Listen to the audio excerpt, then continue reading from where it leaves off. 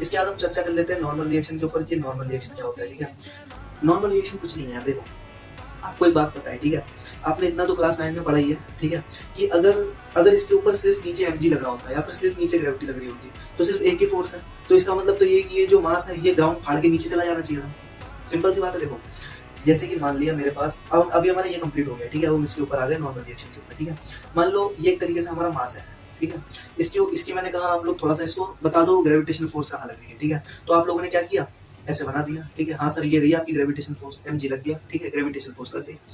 अब कोई आपसे पूछे कि यार ठीक है आपने mg लगा दिया, ग्रेविटेशनल फोर्स लगा दी, तो क्या इस बॉडी के ऊपर सिर्फ एक ही फोर्स लग रहा है, ग्रेविटेशनल फोर्स? हम कहेंगे हाँ एक ही लग रहा है, क्योंकि हमारे सर ने तो अभी सिर्फ ग्रेविटेशनल फोर्स ही पढ़ाया हमको। ठीक है, हमने कहा ठीक है।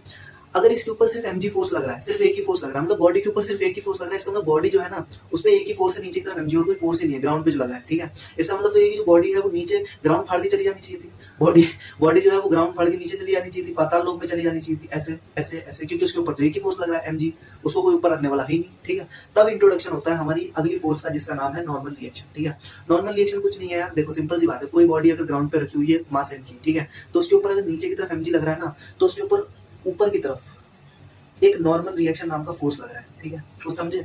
इसको हम रिप्रेजेंट करते हैं ग्रेविटेशनल फोर्स को mg से। ठीक है, इसको हम लोग रिप्रेजेंट करते हैं n से। ठीक है, mg मतलब mass of that body multiply by acceleration due to gravity, और n का मतलब नॉर्मल रिएक्शन। ठीक है, तो सिंपल सी बात है, इसी वजह से ये बॉडी ग्राउंड पे टिकी हुई है। ठीक है, क्योंकि उसके ऊपर, अब देखो सिंपल सी बात है, ठीक है, जैसे कोई ये मार्कर रखा हुआ है, ठीक है, इसको अगर मैं कह दूं इसको मैंने इधर की तरफ खींच दिया, ठीक है, एक ही फोर्स लग रहा है इसके ऊपर इधर की तरफ, तो ये खींचा चला जाएगा, खींचा चला जाएगा, खींचा चला जाएगा। सिंपल सी बात है। वैसे ही अगर ये मास है इसके ऊपर नीचे की तरफ mg लग रहा है, तो ये नीचे चला जाना चाहिए, ये ग्राउंड फाड़ के नीचे चला जाना चाहिए। नहीं जा रहा है ना, क्यों नहीं जा रहा? क्योंकि उसके ऊपर एक फोर्स लग रहा है ऊपर की तरफ, जो कि mg को क्या कर रहा है, बैलेंस कर रहा है। ठीक है, और इसी को हम लोग क्या बोलते हैं, नॉर्मल रिएक्शन बोलते हैं। ठीक है, इतना समझ में आ गया?